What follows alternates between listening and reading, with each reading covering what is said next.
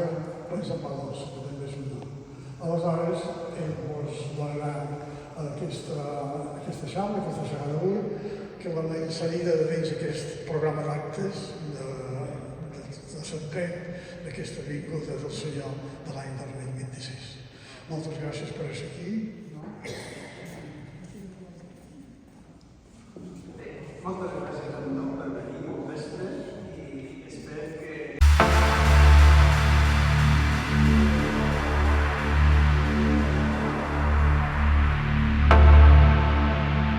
Realment el tema de ciència i fe ve ja des del Concili Vaticà. El diàleg fe-cultura, una part de la cultura molt important és la ciència. Per tant, el diàleg fe-ciència ja ve del Concili Vaticà II. I dins d'això també aquella altra part que hem sentit tantes vegades de ser capaços de raonar la nostra fe, de donar comptes de la nostra fe. Les dues coses estan en la base del que ara aneu a sentir. Tal vegada xerrar del Concili Vaticà II, que ja fa 56 anys que ha passat, encara continuem amb això, encara, perquè hi ha moltes coses encara que sabeu que no s'han desenvolupat, però bueno, mai és tard.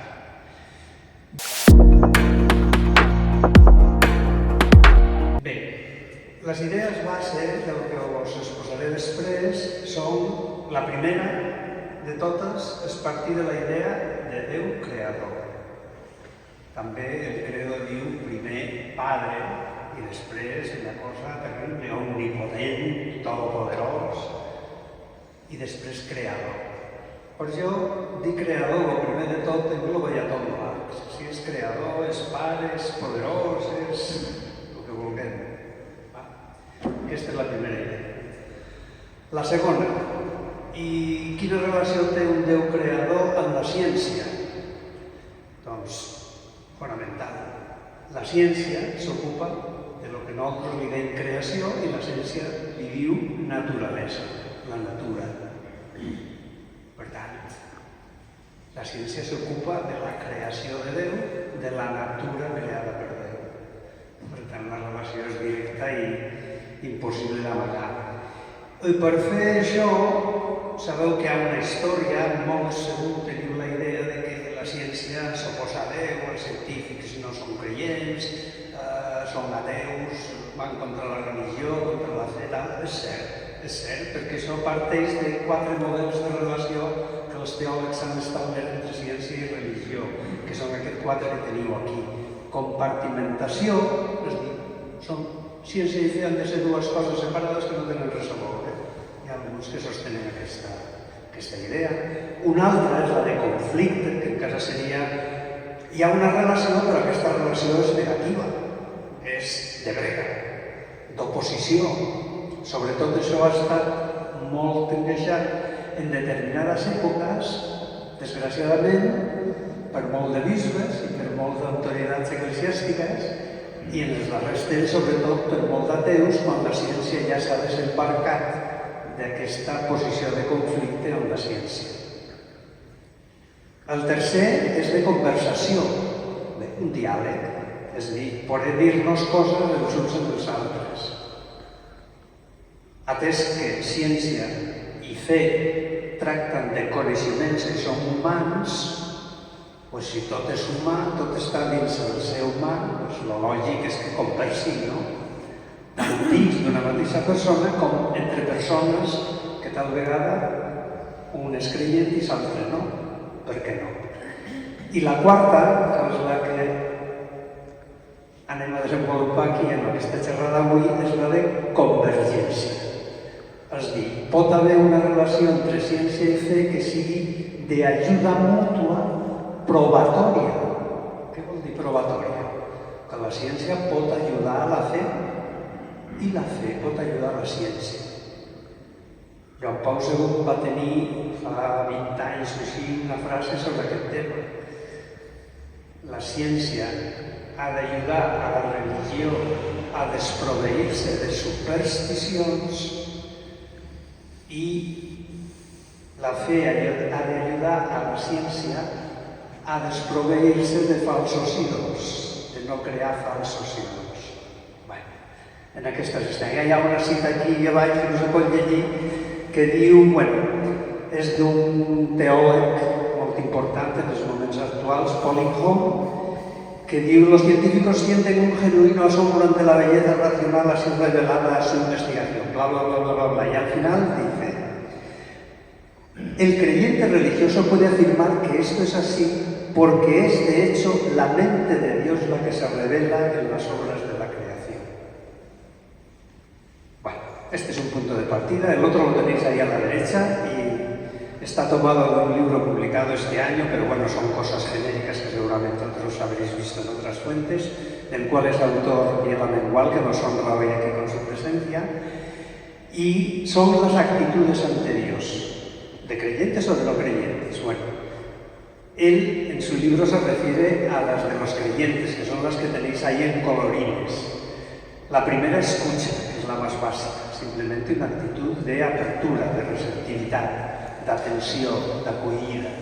La segona és lloança, agrair, reconèixer les virtuts d'algú altre. I la tercera ja és d'adoració, ja reverenciam en aquella persona per lo que és. Hi ha altres dues que estan posades a dalt, que són de negació ostensible davant Déu, que és la pròpia de l'ateisme, o una altra que és indiferència, que és l'agnosticisme. Bueno, anem a treballar les tres darreres, però les altres dues també aniran sortint.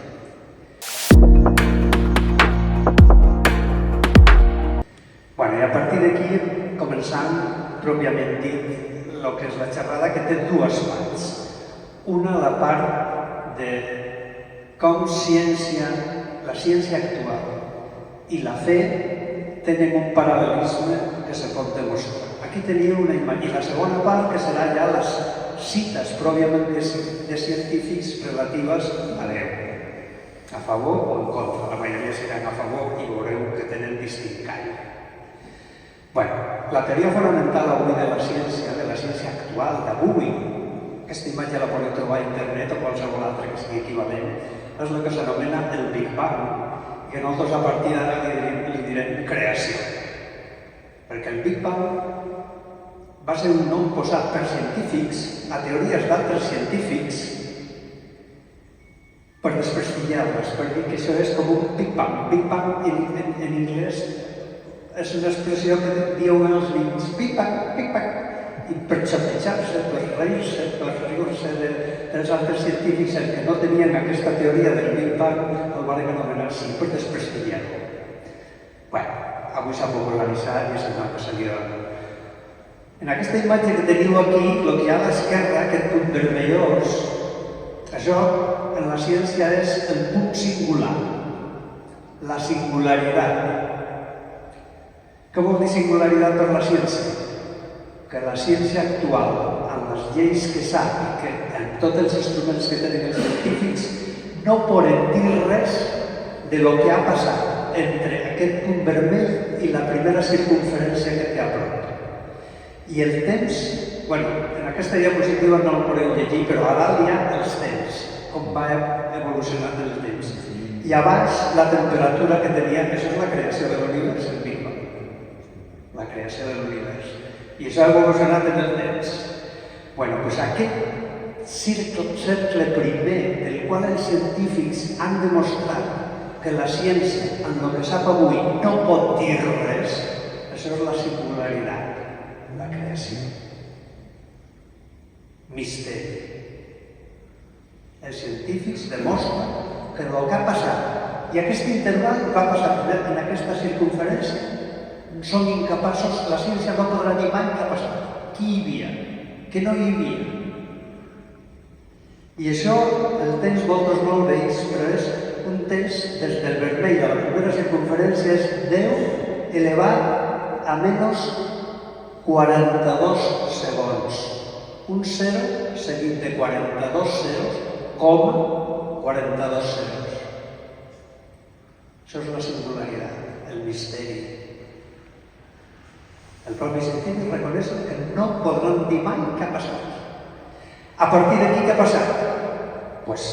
En el primer cercle, un munt d'energia. La temperatura és 10 elevat a 155 graus.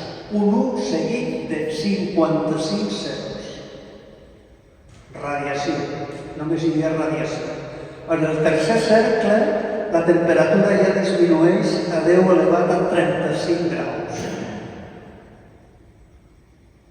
10 elevat vol dir 20 zeros menys. I això ha passat des de 10 elevat a menys 42 segons a 10 elevat a menys 37 segons. És a dir, una mil·lèsima de mil·lèsima de mil·lèsima de mil·lèsima de mil·lèsima de mil·lèsima de segon. Bé, i així successivament, fins a arribar a la dreta de tot, que tenim l'època actual i que han passat un poc menys de 15.000 milions d'anys. Bé, això tot anem a posar-li ara paraules en un paral·lelisme entre el text que teniu a l'esquerra diu el que diu la ciència, jo l'aniré llegint, i el text que teniu a la dreta és el que diu el Gènesis. Bé, com el del Gènesis és de tot conegut, sobretot aquesta que crec que alcançau a llegir-ho, no? No el llegiré tant, també perquè no s'allargui molt, que per cert, jo hauria de mirar el temps, m'avisa.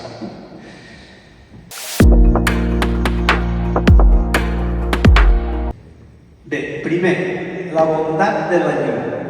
Nacimiento del universo. Hace 13,7 mil millones de años, o sea, casi 14.000 millones de años, desde el corazón del gran misterio brotó la creación, desde el vacío, desde la oscuridad, desde un ente cuántico que la ciencia no puede describir todavía y que concentraba toda la luz y la energía que iba a existir emergió la luz.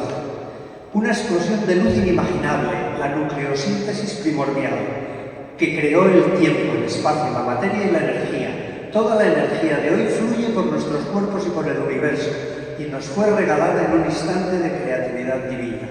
Había nacido el universo. A la derecha, en el principio creó Dios el cielo y la tierra. Dijo Dios, haya luz, y hubo luz.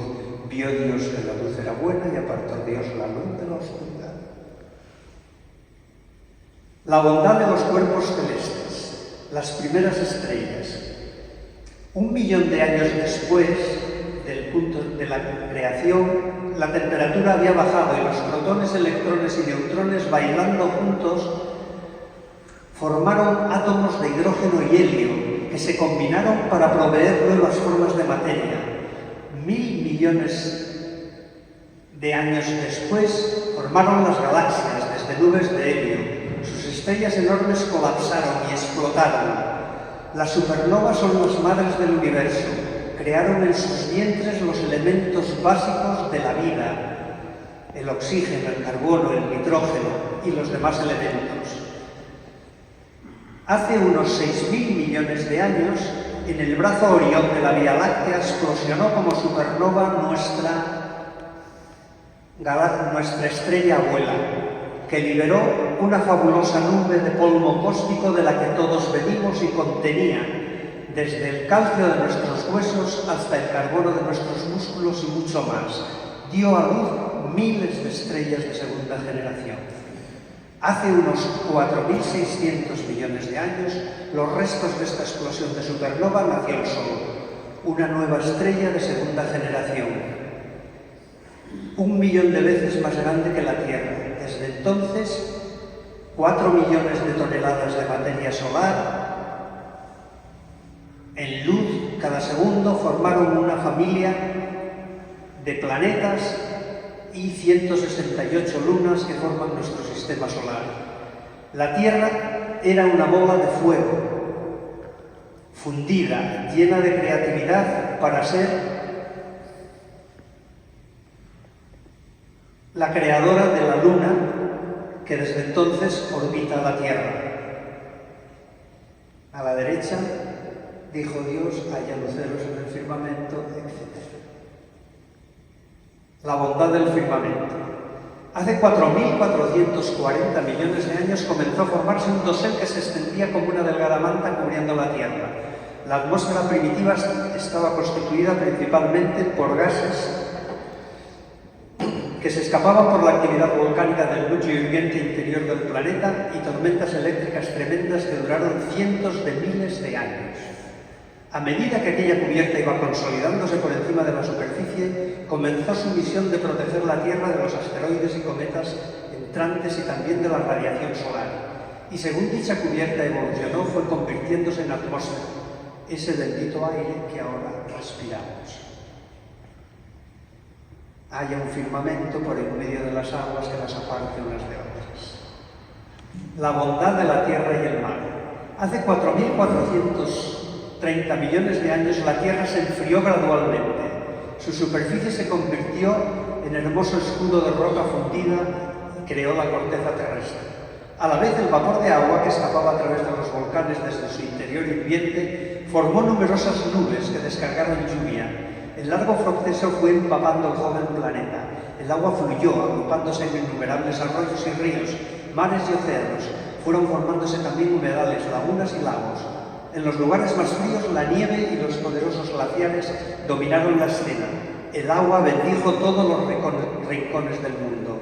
A lo largo de miles de millones de años, agua y cielo moldearon las rocas de la Tierra en todo tipo de formas de piedras, guijarros, granos de arena y arcilla. Un manto rocoso fue cubriendo la Tierra como adorno bendito. Hace unos 335 millones de años existía en la Tierra un único supercontinente, Pangea, rodeado por un vasto océano. Hace 175 millones de años, Pangea comenzó a desgajarse por la deriva de las placas tectónicas formando los actuales continentes. Una bendita variedad de paisajes. La bondad de las criaturas acuáticas y aéreas. Hace 4.000 millones de años, en el fondo de los océanos, una serie de reacciones químicas dieron a luz criaturas microscópicas que llamamos bacterias. Eran las primeras células vivas y, lo más sorprendente, capaces de autorreplicarse. El primer microorganismo unicelular, con una sola célula, capaz de reproducirse, nació en el mar.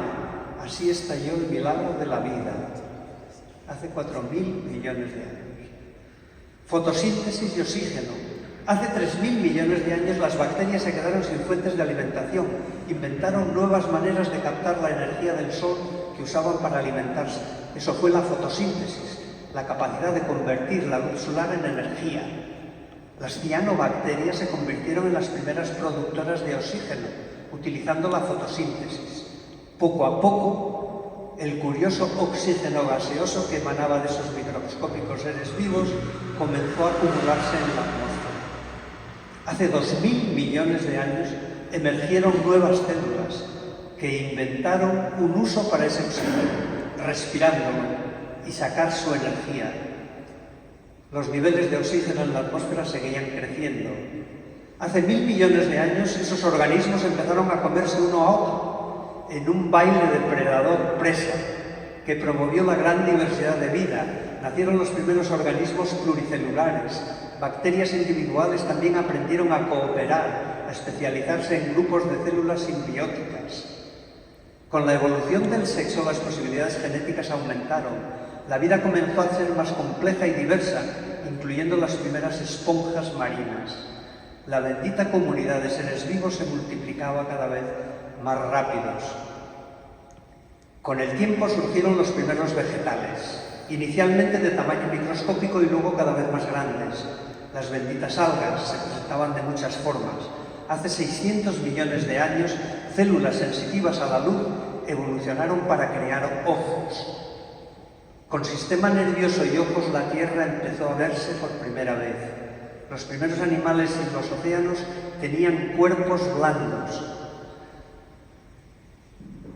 En los océanos tenían cuerpos blandos. Durante los siguientes 70 millones de años, estos animales desnudos se protegieron creando conchas de potasio y calcio. Después tomaron forma mandíbulas, picos y esqueletos. La vegetación. Hace 400 millones de años, dejando el agua, pequeños organismos hicieron la aventura de respirar aire, sobrevivir en el clima.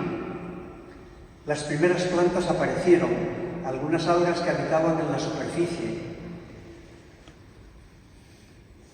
Los benditos bosques primitivos comenzaron a colonizar la superficie terrestre. Para que las plantas pudieran prosperar y diversificarse aún más, un manto de suelo comenzó a desarrollarse sobre las rocas. Muchos microbios y hongos que también iban evolucionando de forma fascinante, junto con otros seres vivos, se encargaron de transformar los vegetales y organismos muertos en un bendito humus que serviría como alimento y sustento a las generaciones posteriores de plantas más grandes. Hace unos 300 millones de años surgieron las primeras plantas con semillas, agrupadas en piñas características y con pequeñas hojas en forma de aguja, las coníferas. Dominaron el paisaje, formaron espesos bosques en las regiones más áridas y frías. Así proliferaron como espectaculares catedrales de la naturaleza. Tierras de columnas en forma de troncos de cedros, abetos, pinos o cipreses, alcanzando tamaños colosales en el caso de las secuoyas. Hace unos 100 millones de años surgieron las primeras plantas con flores y semillas encerradas en un fruto, una explosión de colorido. Los insectos evolucionaron con cuerpos casi sin peso y se lanzaron como los primeros animales voladores. Y a la derecha, pues en el Génesis, produzca la tierra, vegetación, etcétera, etcétera. La bondad de las criaturas terrestres. Hace 390 millones de años, como una explosión de creatividad, los primeros anfibios saltaron y caminaron sobre la tierra. Desarrollaron sus branquias, cambiaron sus branquias por pulmones, transformando aletas en piernas, aunque continuaban volviendo al agua para poner sus huevos. Habían aparecido los sapos y las ranas, después aparecieron reptiles, con la gran innovación de huevos que maduraban dentro de sus cuerpos. Hace 230 millones de años aparecieron los dinosaurios. Durante 170 millones de años estas criaturas florecieron en tamaño, velocidad y fuerza, algunos con más de 40 metros de altura.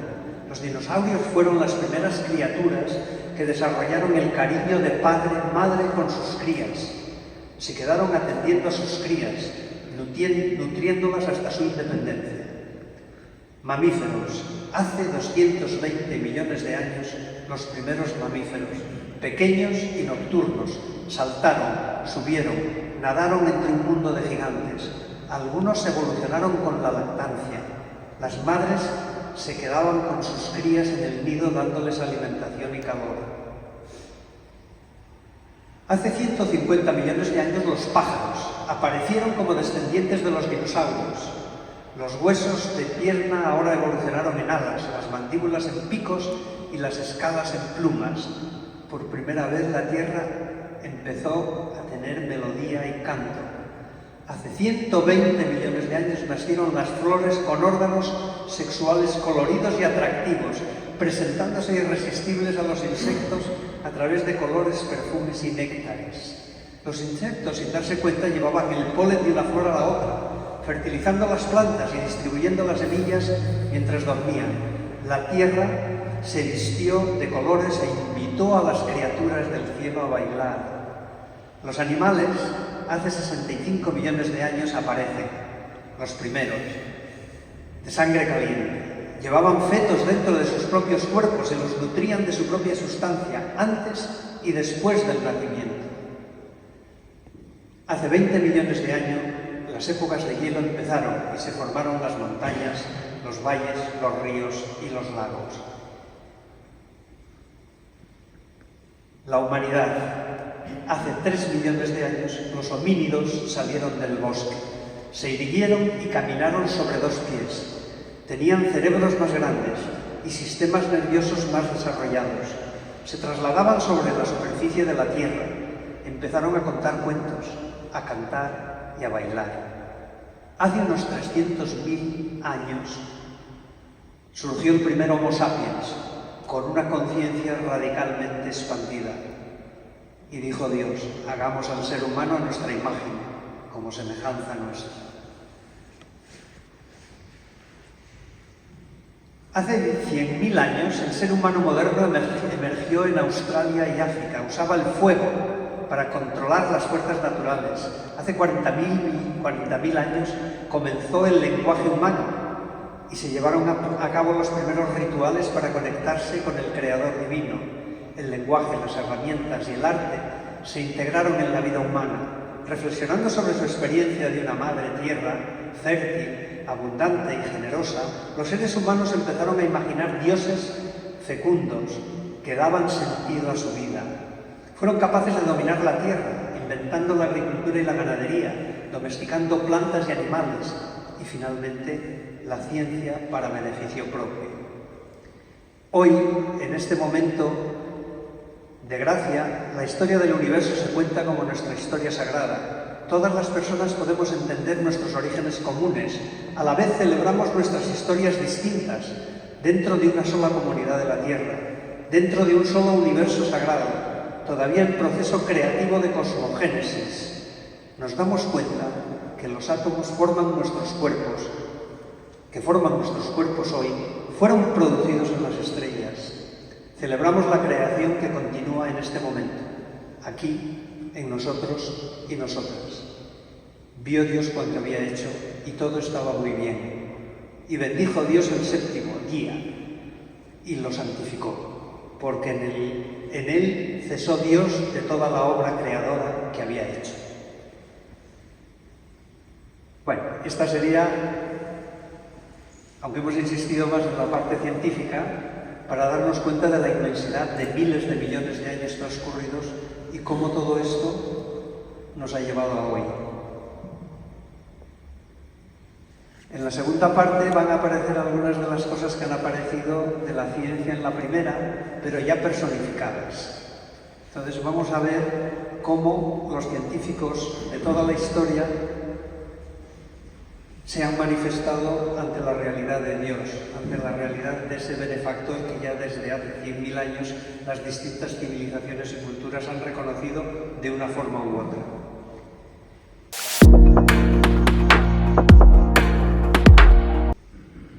Para empezar, me gustaría decir, para todos aquellos que, por lo que sea, no tengan muy claro, que la ciencia, lo que conocemos como ciencia actual, nació hace 4 siglos prácticamente, en el siglo XVII, se puede decir. Es decir, que solo 4 siglos, o sea, 400 años en los casi 14.000 millones de años de existencia de creación del universo. Algún científico ha dicho, temiendo ponerse impertinente, que el segundo regalo más importante que ha hecho Dios al mundo después de Jesucristo ha sido la ciencia. Y ahora veréis por qué algunos científicos reconocen todo eso. La primera cita que tenemos aquí, no sé si alcanzáis a leerla, pero bueno, yo la leeré. Es de Albert Einstein. Hay que decir que Albert Einstein, aunque era de origen judío, nunca fue religioso. Nunca practicó ninguna religión. Pero Albert Einstein era teísta. ¿Qué quiere decir teísta? Que creía en la existencia de un Dios, el suyo. Dice Albert Einstein en 1922, cuando apenas tenía 40 años. Quiero saber cómo Dios creó el universo. Quiere decir, a través de mi obra científica, lo que quiero es saber cómo Dios creó el universo. No me interesa tal o cual fenómeno, tal o cual detalle. Lo que quiero conocer es el pensamiento de Dios.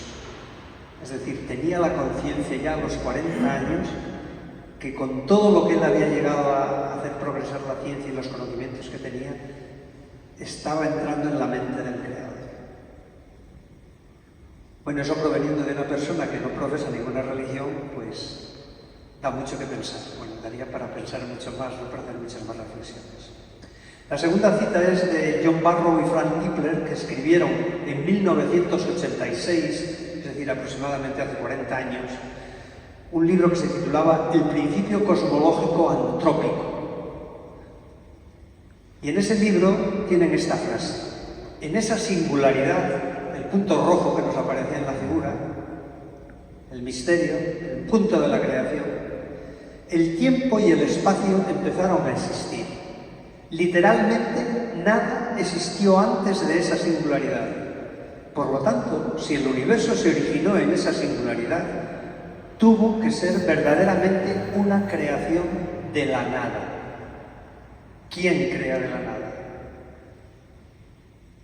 ¿Cómo se puede crear de la nada? Es que es antagónico, ¿no? Hablar de la nada y decir que se ha creado de la nada algo, ese misterio que está en el origen.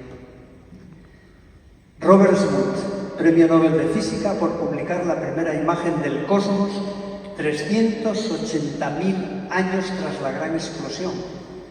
380.000. Es decir, a solo 380.000 años de la creación. ¿Y cómo un científico puede llevar a hacer una foto de cómo era el universo en ese momento? Por eso le dieron el premio Nobel. No podemos entrar en cómo lo hizo, pero una imagen del universo a los 380.000 años de la gran explosión, de la gran creación, del Big Bang. Eso es fascinante, ¿no? Pues este hombre tras eso dice, es como ver el rostro de Dios. No hay ninguna duda que existe un paralelismo entre el Big Bang y la noción cristiana de una creación desde la nada. Otra vez la misma idea.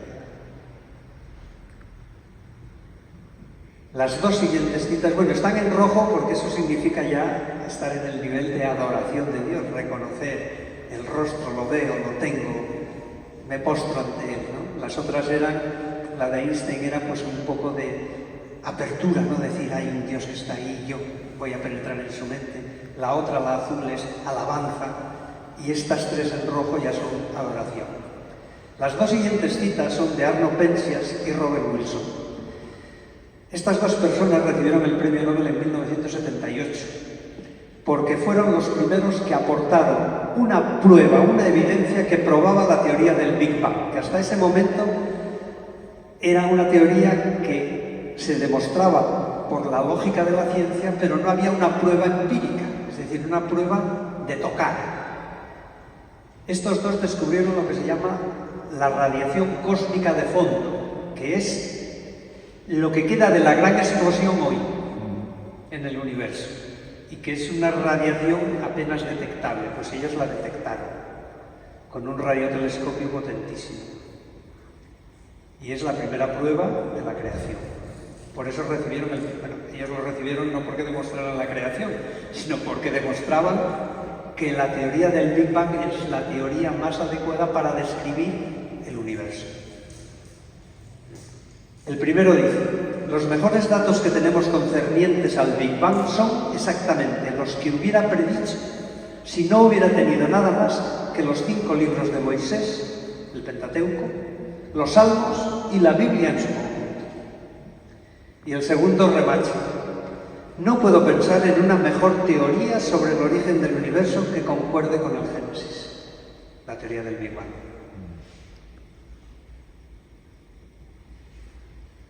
En esta diapositiva las tres también son signos de esa ya adoración de los científicos. Robert Jastrow, astrónomo de la NASA, convertido al cristianismo por el Big Bang. El elemento esencial de las explicaciones astronómicas y bíblicas del Génesis es el mismo. La cadena de acontecimientos que llevaron hasta el hombre comenzó de repente y bruscamente en un momento definido en el tiempo, en un fogonazo de luz y energía. La ley de Hubble es uno de los grandes descubrimientos de la ciencia y de los mayores apoyos de la teoría científica del Génesis. Bueno, esta de la ley de Hubble es otra historia que ahora no tenemos tiempo de entrar en ella, pero bueno. El siguiente, un discípulo precisamente de Hubble, astrónomo también, dice: si algo se tiene que creer de la sólida ciencia de la cosmología, es que hubo un suceso que ocurrió y que puede ser datado en el pasado, datado quiere decir con fecha, hace 13.7 millones de años. Y ese fue un acto de creación. Dentro del terreno de la ciencia no se puede decir ningún detalle más sobre la creación que lo que dice en el primer libro del Génesis. Werner Arber, este ya no es astrónomo, genetista, suizo, premio Nobel en 1978. Las células más primitivas requerirían al menos varios cientos de diferentes macromoléculas específicas. ¿Cómo se han juntado esas ya muy complejas estructuras. Una macromolécula, macro quiere decir grande, grandísima, es una asociación de centenares de moléculas, solo una molécula. Es un misterio para mí cómo se han juntado esas ya muy complejas estructuras. La posibilidad de la existencia de un creador, de Dios, representa para mí una solución satisfactoria a ese problema. Wernher von Braun, todo el mundo lo conoce, ha oído hablar de él alguna vez, ha salido en la televisión. Ingeniero germano norteamericano, padre de la NASA, artífice de la conquista de la Luna, no era creyente, pero el estudio del cosmos le hizo volver a la fe. Dice: me es tan difícil entender al científico que no reconoce la presencia de una racionalidad superior detrás del universo, como me sería difícil entender a un teólogo que negara los avances de la ciencia. La lápida de la tumba de Wernher von Braun cita el Salmo 19:2: el cielo proclama la gloria de Dios, el firmamento pregona la obra de sus manos. Bueno, esta diapositiva que no alcancen a leer, pero es una lista de grandes científicos desde que nació la ciencia en el siglo XVII. Ahí están los primeros: Leonardo da Vinci, Nicolás Copérnico. Bueno, es la lista, ¿no? Una lista de nombres que a todos les sonarían: Galileo, Pascal, Kepler, Newton, Boyle, Leibniz, matemáticos también, Linneo, Euler, Coulomb, Watt, Volta, Ampère, una lista de insignes científicos hasta nuestros días. Bueno, pues esos científicos, bueno, sobre todo los más antiguos que ahora vamos a ver, evidentemente piensen que en el siglo XVII, XVIII y XIX la ciencia se desarrolló en el Occidente, y el Occidente fundamentalmente era cristiano, con distintas confesiones cristianas, pero fundamentalmente cristiano. Es más, hay muchos historiadores de la ciencia que dicen que el desarrollo de la ciencia tal vez no hubiera sido nunca posible fuera de un entorno como ese. Pero bueno, eso ya son opiniones históricas que seguramente también son muy respetables. Bueno, la mayoría de los científicos en los siglos XVII, XVIII y XIX muestran adoración ante Dios en sus expresiones desde la ciencia. Kepler, astrónomo alemán, descubridor de las leyes de movimiento de los planetas antes de Newton. Dios es grande, grande es su poder, infinita su sabiduría. Alábenle cielos, tierra, sol, luna y estrellas con su propio lenguaje. Mi Señor y mi Creador, la magnificencia de tus obras quisiera yo anunciarla a los hombres en la medida en que mi limitada inteligencia pueda comprenderla. La comprendía de mucho. Copérnico. Bueno, Copérnico era religioso, era un monje polaco. Fue el primero que lanzó, pero muy suavemente, la teoría heliocéntrica, es decir, que la Tierra no es el centro del universo, sino que el universo se explica mejor, el sistema solar se explica mejor tomando el Sol como centro del sistema solar. Pues Copérnico dice: ¿quién que vive en íntimo contacto con el orden más consumado y la sabiduría divina no se sentirá estimulado a las aspiraciones más sublimes? ¿Quién no adorará al arquitecto de todas estas cosas? Copérnico recopiló en centenares de cuadernos escritos datos de observaciones de planetas de todo el sistema solar, con números, anotando sus posiciones en distintas épocas del año. Centenares de números y de anotaciones. Por eso dice: quien vive en íntimo contacto con el orden más consumado. Ella veía un orden ahí, un orden diferente al que creía todo el resto de la humanidad. Él era el único que lo creía en ese momento. Isaac Newton, el primer promulgador de la ley de gravitación universal. Lo que sabemos es una gota, lo que ignoramos un inmenso océano. La admirable disposición y armonía del universo no ha podido sino salir del plan de un ser omnisciente y omnipotente. Linneo, sueco, fundador de la botánica sistemática. He visto pasar de cerca al Dios eterno, infinito, omnisciente y omnipotente, y me he postrado de hinojos en adoración. Linneo se puede decir que conocía, en ese momento en que vivió él, que era el siglo XVIII, todos los seres vivos y las plantas que había en el mundo, porque él los clasificó en categorías, unas categorías que todavía están vigentes. Esos nombres latinos que ven ustedes al lado de una planta vienen del siglo XVIII de Linneo. Figúrense si saben. Alessandro Volta, italiano, descubridor de la electricidad y de la pila voltaica, que se llama también, las pilas químicas. Yo confieso la fe santa, apostólica, católica y romana. Doy gracias a Dios que me ha concedido esta fe en la que tengo el firme propósito de vivir y de morir.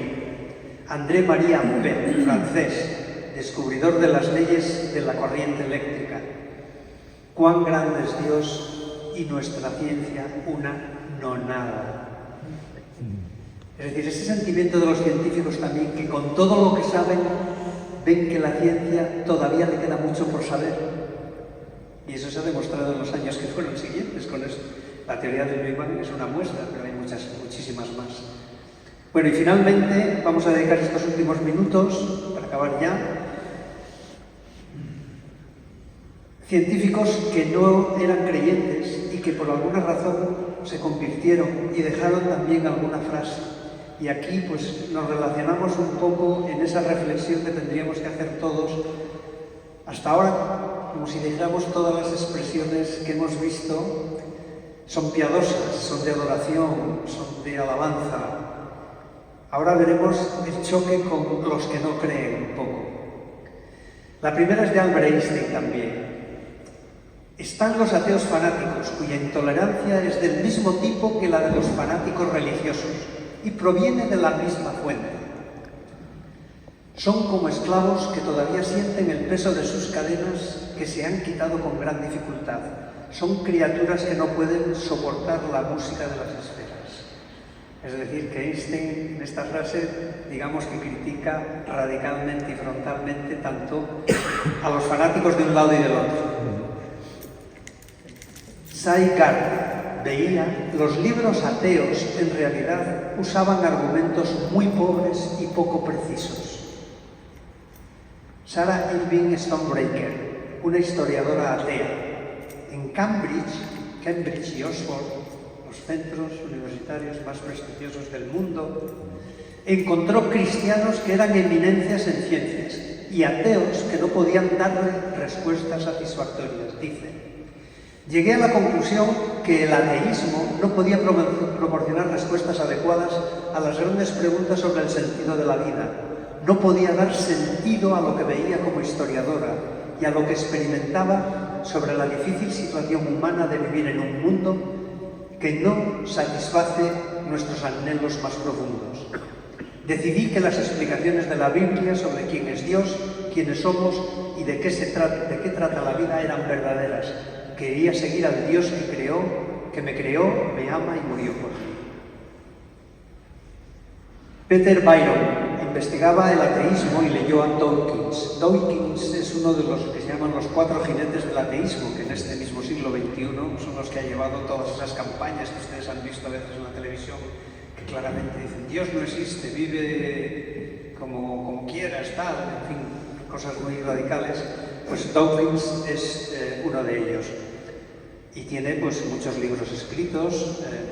Entonces esta persona, Peter Byron, dice que leyó a Dawkins. Dice: me sacó de mi apatía. Es decir, al leer a un ateo que frontalmente ataca la fe, dice: me sacó de mi apatía e insistió en que siguiera a la evidencia donde me llevara. Lo que pasa es que la evidencia me llevó a donde él y yo inicialmente no quería que fuera.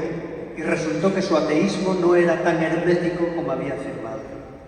Si han leído alguna cosa de estas personas ateas, pues sus argumentos a veces pues, son muy duros, es decir, desde luego muy frontales y muy radicales, pero ven que muchos científicos encuentran que son débiles, ¿no? Nico Albert, tras los atentados yihadistas del 11S, leyó libros del nuevo ateísmo y la convencieron de los males de la religión. Pero con el tiempo y con más trato con gente del ambiente ateo, vio incoherencias, errores y selección sesgada de sus datos. Hablamos de datos científicos. Dio otra oportunidad a los cristianos y encontró una comunidad inteligente y acogedora que daba respuestas. Es para pensar a nosotros también. Andrew Gosler estudiaba la naturaleza, en concreto las grandes aves, nidos de abeja, miel, cera, y lo que veía le llevaba a la fe y al sentido, no al ciego destino animal. Ese es uno de los grandes argumentos de los ateos, que la naturaleza no tiene destino, no tiene nada, es el azar, puro azar, gobernado por leyes que están puestas ahí, y punto. Pues dice, toda la vida pende de un hilo, y por lo tanto toda vida es sagrada, y se basa no en el egoísmo, sino en la interdependencia mutua, que es la verdad, el espíritu de amor y la paz.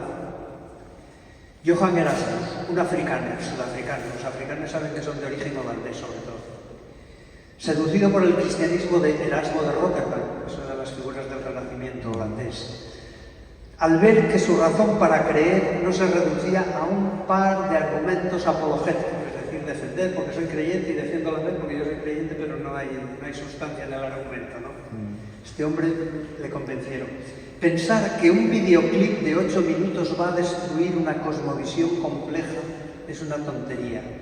Quizás la razón por la que me molesta tanto cuando los cristianos caen en ese vórtice polémico es porque sé la frustración que siento cuando los ateos hacen el mismo movimiento. Volvemos a la frase inicial de Einstein, los de un lado y los de otro, los radicales de un lado y los radicales del otro. Bueno, y finalmente Nick Berryman consideraba que la ciencia y la religión estaban en oposición, en conflicto, el primer modelo de conflicto. Y yo había elegido el lado de la ciencia, por lo tanto nada de religión. Pero al investigar el cristianismo intelectualmente lo encontré sólido y persuasivo. Especialmente Jesús era muy persuasivo. Y lo que leía en El espejismo de Dios, de Richard Dawkins, es uno de los libros de Richard Dawkins, era, en comparación, muy insuficiente. Estamos hablando de un científico que lee un libro de otro científico y lo compara con Jesús. Louis Mabille creía que la creencia religiosa era para los ligeramente atrasados y el ateísmo fue adoptado por los brillantes e inquisitivos. Pero leyó El espejismo de Dios y dice: lo que más me molestó y más contribuyó a mi eventual conversión al cristianismo fue que hacía enormes afirmaciones que luego no cumplía. En concreto dice, sus afirmaciones estadísticas y de probabilidad al final apuntaban a favor de un diseñador, una mente detrás de la creación. Bueno, eso es lo que hicimos en la conferencia anterior, en la guerra sobre las teorías cosmológicas que hubo a finales del siglo XX, estaba esta guerra de utilizar argumentos contra el Big Bang porque favorecía, o era un signo o una evidencia, según como se quiera ver, de una posible creación. Valdos War, cristiano africano, en su iglesia no encontró respuestas serias o inteligentes y abrazó el ateísmo, hasta que conoció a un cristiano con buenos argumentos.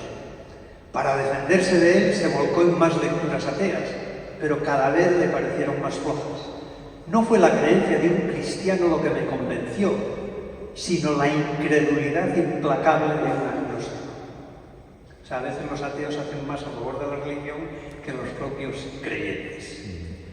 Es lo que está diciendo esto. Alguna enseñanza podemos sacar de aquí. Bueno, y finalmente, Ashley Lande, artista, vivió en un mundo de ateísmo, de drogas, de orientalismo y de nueva era, pero buscaba satisfacción, pero solo encontró desesperación. Cuando su esposo decidió probar con el cristianismo, lo acompañó, y así conoció a Cristo. Los libros de Hitchens es otro de los jinetes del ateísmo, uno de los 4, junto con Dawkins. Yo solo quería a Jesús, necesitaba a Jesús. En una revelación repentina que fue pura gracia, finalmente vi la verdad. Bueno, distintas experiencias muy contrastables, todas evidentemente personales, porque eso está fuera de toda duda. Y aquí acabamos, pero antes quería compartir con ustedes, no sé si la tendrán a leer. Hay un físico barcelonés que se llama David Jou, que además es poeta. Y aquí tienen, pues para despedirnos, estas dos poesías que he seleccionado, una que se titula simplemente Déu. Y dice así: m'agrada el Déu que riu, del que li diu aquest babau del professor. No cal cap Déu, no hi ha cap Déu. Déu és aquesta equació, una equació científica, una equació matemàtica. El riu blau inunda el món, el professor va desvellant les harmonies del pregó i diu que nega, m'agrada el Déu que riu i que s'alegra de la brega, del savi que deletja per un alfa i una omega i se sent tan satisfet que foragita Déu del món. I la segona poesia diu lent, llum i matèria. Jo que vaig ser sorra i sóc avui cristall, per obra d'un gran foc, jo que m'he sotmès a les lleis rigor de l'abrasiva talla, tinc avui poder de convocar la flama, així el poeta, el neguit i la paraula, sorra, foc, cristall, estrella, ritme, ai d'aquell poema que no inflama. I això és tot. Moltes gràcies.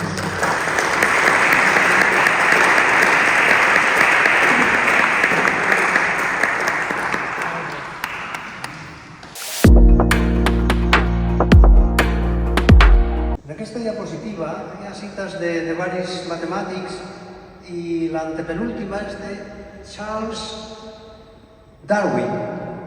Tothom coneix en Charles Darwin. És l'autor de la teoria de l'evolució de les espècies. I entre elles, clar, l'evolució dels homínids, tal. Sabeu que en el segle XIX això va provocar un enfrontament amb l'Església. És a dir, l'Església s'oposava i va anatemitzar totalment la teoria del Darwin. Avui ja sabeu també que Joan Pau II va fer unes declaracions sense retractació, però posant les coses en el punt que hem dit abans de la religió llibera d'ídols a la ciència i la ciència llibera de supersticions a la religió. Mireu quina cita d'en Charles Darwin, que podríeu pensar, bueno, pues si els bispes li van donar canya i estaven completament oposats i tota la religió s'oposava a la seva teoria, què diria aquest home? Diu: jamás he negado la existencia de Dios. Pienso que la teoría de la evolución es totalmente compatible con la fe en Dios. El argumento máximo de la existencia de Dios me parece la imposibilidad de demostrar y comprender que el universo inmenso, sublime, que el universo es inmenso, sublime en toda medida y el hombre hayan sido frutos del azar. Esta es la teoría de los ateos, que todo lo que vemos es fruto de un azar. De la suerte, pues pasó.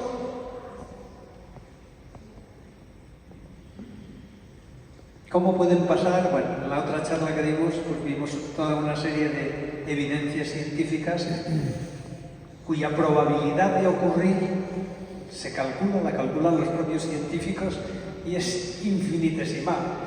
La vida, la creación de las plantas, el surgimiento de la primera célula, de la primera macromolécula replicante, tienen una probabilidad tan infinitamente pequeña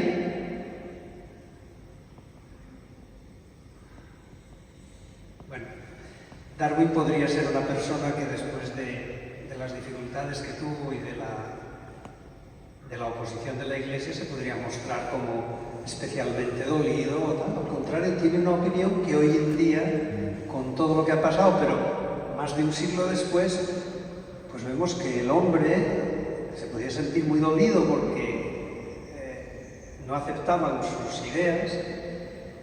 Tiene una respuesta que un siglo después pues se ha demostrado que es bastante atinada y equilibrada.